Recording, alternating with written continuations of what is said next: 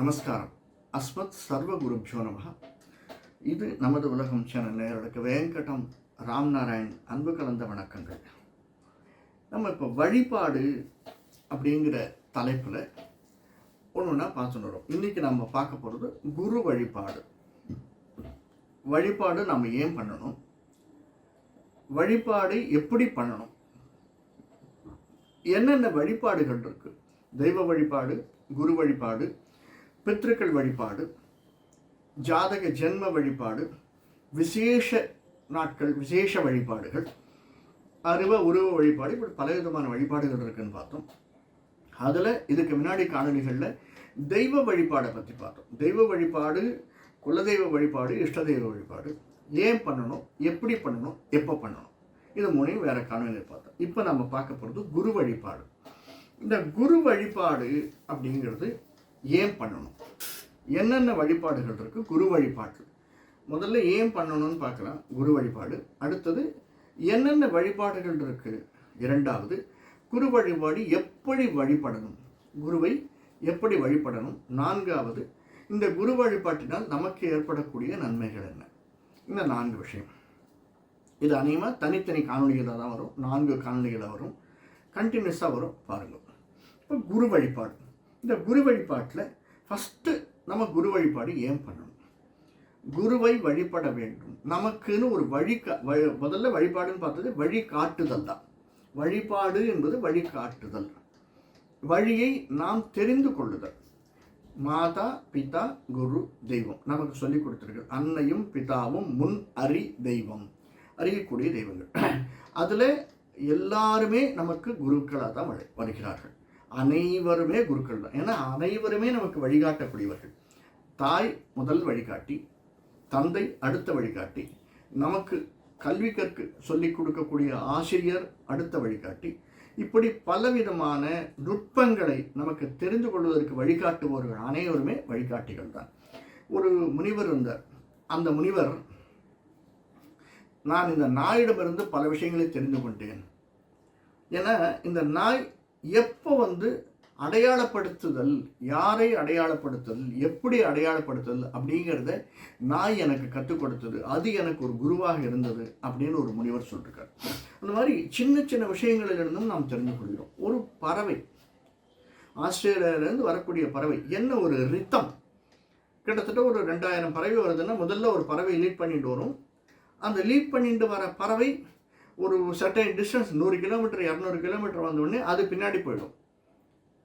அதுக்கு முன்னாடி வேற ஒரு பறவை வரும். இப்படியாக ஒரு கூட்டம் எப்படி ஆஸ்திரேலியாவிலிருந்து இந்தியாவுக்கு சேர்கிறது அப்படிங்கிறத எடுத்துக்கொள்வாங்க. அந்த பறவைகள்கிட்ட இருக்கக்கூடிய சிஸ்டம் நாம் உணர்ந்து கொள்ள வேண்டும். இப்படி ஒவ்வொரு இடத்திலும் நாம் அறிந்து கொள்கிறோம், தெரிந்து கொள்கிறோம். அதுதான் அதை நாம் நமக்கு எப்படி சாதகமாக பயன்படுத்தி கொள்கிறோம். உலகத்திலே அதுதானே. ஏன்னா எதுவாக இருந்தாலும் உணவிற்கு நீங்கள் பஃபே அப்படின்னு போனீங்கன்னா, பஃபேனா ஒரு 70-80 திங்ஸ் இருக்கும். அத்தனையும் நம்ம சாப்பிட முடியாது. நமக்கு எது தேவையோ, நமக்கு எது பிடிக்குமோ அதை மட்டும்தான் நாம் எடுத்து கொடுக்குறோம். அதே மாதிரி தான் வழிபடுத்துகிறோம் ஏன்னா அது நமக்கு ஒன்று நமக்கு ருச்சியை தருகிறது, வயத்தை ஃபில் பண்ணுறது, நமக்கு எனர்ஜியை தருகிறது, அறிவை தருகிறது. அந்த மாதிரி அதனுடைய இம்பேக்ட் நமக்கு இருக்குது. இதே மாதிரி நாம் வழிபடும் போது நமக்கு எந்தெந்த நன்மைகள் வருகிறது, அவ்வளோதான். அதில் குரு வழிபாட்டுக்கு முன்னாடி தெய்வ வழிபாட்டின் போது என்னென்ன நன்மைகள் வருது, எப்படி வழிபடணும்னு பார்த்தோம். இப்போ குரு வழிபாடு.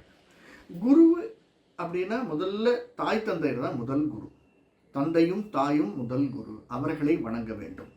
அவர்களை தினந்தோறும், சில பேருக்கு சார் எனக்கு கூச்சமாக இருக்குது சார், டெய்லி அம்மா அப்பா எனக்கு பிடிச்சிருக்கு ஆனாலும் கூச்சமாக இருக்குது அப்படின்னு மனசார தினந்தோறும் ஏந்த உடனே, இப்போ ஒரு கதை இருக்கு இல்லையா, முருகன் பழம் வேணும்னு கேட்டார்.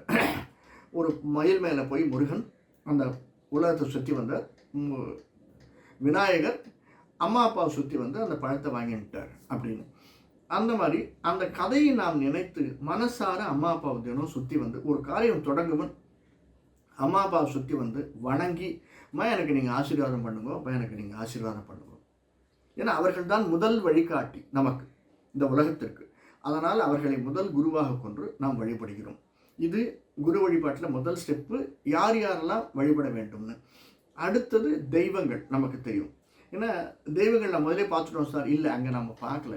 தெய்வங்களில் தட்சிணாமூர்த்தி குருவாக வணங்கப்படுகிறார், ப்ரஹஸ்பதி குருவாக வணங்கப்படுகிறார். சில இடங்களில் திருச்செந்தூர் முருகன் நமக்கு வழிகாட்டியாக, முருகன் சில இடங்களில் வழிகாட்டியாக குருவாக வணங்கப்படுகிறார். பெருமாள் நமக்கு வழிகாட்டியாக, வழிகாட்டி விநாயகர் என்றே சில இடங்களில் நாம் பார்க்கலாம். விநாயகர் வழிகாட்டி. இப்படி தெய்வங்கள், இந்த மாதிரி பல தெய்வங்கள் இருக்குது. நம்ம சொல்லிட்டு போனால் ஒவ்வொரு தெய்வங்களுமே நமக்கு குருவாக வழிகாட்டியாக அமைந்திருக்கின்றனர். அதை நாம் எடுத்துக்கொள்ளலாம் குருவாக. அடுத்தது இது தெய்வத்தில். அடுத்தது நம்முடைய தாய் தந்தையர்னு பார்த்தோம். அதற்கடுத்து நமக்கு சொல்லிக் கொடுக்கக்கூடிய ஆசான் பல விதங்களில், ஒன்றாவதுல ஆரம்பித்து பல கலைகள் சொல்லிக் கொடுக்குற. இப்போ நமக்கு ஒரு வீணை கற்றுக்கணும் அப்படின்னா வீணையினுடைய யார் சொல்லிக் கொடுக்குறார், அவரோட குரு. நமக்கு கராத்தே சொல்லிக் கொடுக்குறார் அப்படின்னா கராத்தே சொல்லிக் கொடுக்கும் மாஸ்டர் நமக்கு ஒரு குரு. நமக்கு வேறு வாத்தியங்கள் சொல்லிக் கொடுக்குறவர் நமக்கு ஒரு குரு. சில கலைகள் சொல்லிக் கொடுக்குறவர் நமக்கு குரு. நமக்கு வழிகாட்டுறார், நீ இந்த அப்ளிகேஷன்லாம் இதெல்லாம் போடு, யூஎஸ்னால் இந்தந்த அப்ளிகேஷன் போடு, இங்கெங்கே ஐஎல்ஸ் எழுது, ஜிஇடி எழுது, கேட் எழுது, இதெல்லாம் சொல்லிக் கொடுத்து நம்மை வழிகாட்டும் நண்பனாக இருக்கலாம், நண்பனுடைய சகோதரன் அல்லது தந்தையாக இருக்கலாம். அவர்களும் நமக்கு ஒரு குருவாக கொள்ளக்கூடும். சரி, இதற்கு அடுத்து சின்ன விஷயம், நம்ம வண்டியில் போயிட்டே இருப்போம். ஒரு இடத்துல எப்படி திரும்பணும்னு தெரியாது, லெஃப்டா ரைட்டான்னு தெரியாது. அங்கேருந்து ஒருத்தர் வருவார், நீ எந்த பக்கம் போகணுன்னு அவர்கிட்ட கேட்டீங்கன்னா, இல்லைப்பா இது இந்த பக்கம் போனால் வேறு ஊர் போய்டும், நீ லெஃப்ட்டில் திரும்பி போங்க அப்படின்னு. அவரும் ஒரு குரு. நம்ம உடனே என்ன சொல்கிறோம், அவருக்கு தேங்க்யூ அப்படிங்கிறோம், அவருக்கு நன்றியை தெரிவித்துக் கொடுக்குறோம். இதுதான் வழிபடுதல், குருவை வழிபடுதல். நமக்கு வழிகாட்டக்கூடியவர்கள் அனைவருக்கும் நாம் நன்றி தெரிவித்துக் கொள்கிறோம். ஸோ எப்படி முதல்ல யார் யாரெல்லாம் நம்ம குருவாக ஏற்றுக்கணும்னு பார்த்தோம். அவர்களுக்கு இப்போ தெய்வங்கள் குருவாகவும், தாய் தந்தை குருவாகவும், நண்பர்கள் அல்லது நம்முடைய சகோதர சகோதரிகள் உறவினர்கள் குருவாகவும், இதை தவிர்த்து பாடசாலையில் அதாவது பள்ளிக்கூடத்தில் இருக்கக்கூடிய ஆசிரியர்கள் குருவாகவும், இதை அடுத்து நமக்கு கலைகள் சொல்லி தரக்கூடியவர்கள், அது வர்ம கலையாக இருக்கலாம் அல்லது பியானோவாக இருக்கலாம், அவர்களெல்லாம் குருவாகவும், எந்த இடத்திலும் ஒரு சிறு இடத்திலும் நம்மை வழிகாட்டி நடத்தி செல்லக்கூடியவர்கள். சில பேருக்கு கார்ப்பரேட் ஆஃபீஸில் போனீங்களா, தனக்குன்னு சார் அவர் தான் சார் என்னுடைய குரு, 10 வருஷமாக எனக்கு கைட் பண்ணிட்டு இருக்கார் சார் அப்படின்னு சொல்லுவோம். அந்த மாதிரி நமக்கு வழிகாட்டக்கூடியவர்கள் தான் இந்த குருவனுடைய வழிபாடு லிஸ்ட்டில் வருது. இது குரு வழிபாடு யார் என்று தெரிந்து கொண்டோம். மற்ற முறைகளை அடுத்த காணொலியில் பார்ப்போம். நன்றி, வணக்கம். நன்றி. இந்த காணொலி பிடிச்சிருந்தேன்னா லைக் பண்ணுங்கள், சப்ஸ்கிரைப் பண்ணலாம் சப்ஸ்கிரைப் பண்ணுங்கள், ஷேர் பண்ணுங்கள். வணக்கம்.